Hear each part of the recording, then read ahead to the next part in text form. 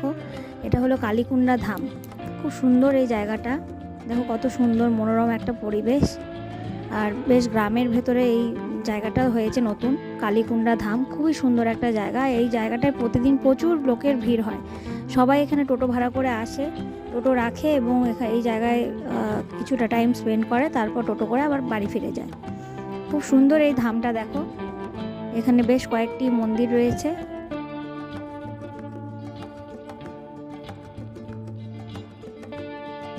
আর এখানে এটা হলো ভোগশালা, এখানে ভোগ সরা ভোগ পাওয়া যায়, সরা ভোগ তৈরি হয়, রন্ধনশালা ওটা।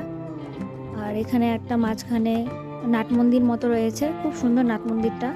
এই চত্বরটা খুব সুন্দর, বিশাল বড় এরিয়া।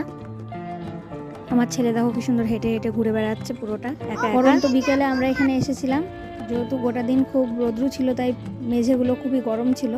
এই দেখো রাধাকৃষ্ণের মন্দির, খুব সুন্দর এই রাধাকৃষ্ণের মন্দিরটি। দেখো এখানে কি সুন্দর এখানে গাছগুলো লাগানো রয়েছে, খুব পরিষ্কার পরিচ্ছন্ন জায়গাটা।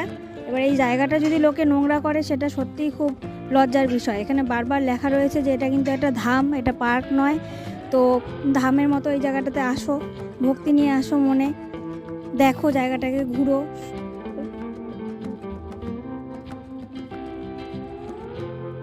এই দেখো এখানে একটা নতুন মন্দিরও তৈরি হচ্ছে, শুনতে পেলাম এটা নাকি কালী ঠাকুরের মন্দির। যেহেতু এটা কালীকুণ্ডা ধাম, কালী ঠাকুরেরই মন্দির এখানে হবে।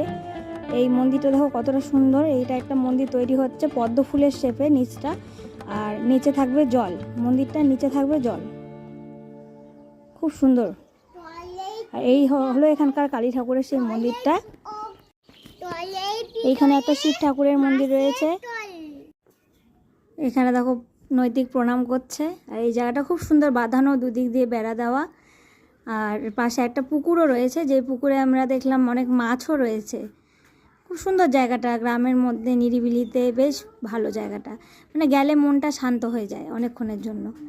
আর আজকে দেখো ভিড় তুলনামূলকভাবে অনেক কম। আমাদের যে টোটো দাদা নিয়ে গিয়েছিল সেই দাদাও বললেন যে তোমাদের ভাগ্যটা ভালো, আজকে ভিড়টা খুবই কম, নেই বললেই চলে।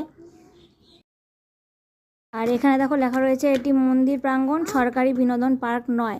এটা সত্যি মানা উচিত। এই জায়গাটায় সবাই এসে দেখছি কেক কাটছে, জন্মদিন পালন করছে। আরে এসব বাড়িতে কর না কেন তোরা? আর এই জায়গাটা পরিষ্কার করে রাখার দায়িত্ব তো সবার, আমাদের সবারই। সবাই মিলে মানে পরিষ্কার রাখাটাই এই জায়গাটাকে উচিত, সবার, প্রত্যেকেরই এটা মানা উচিত।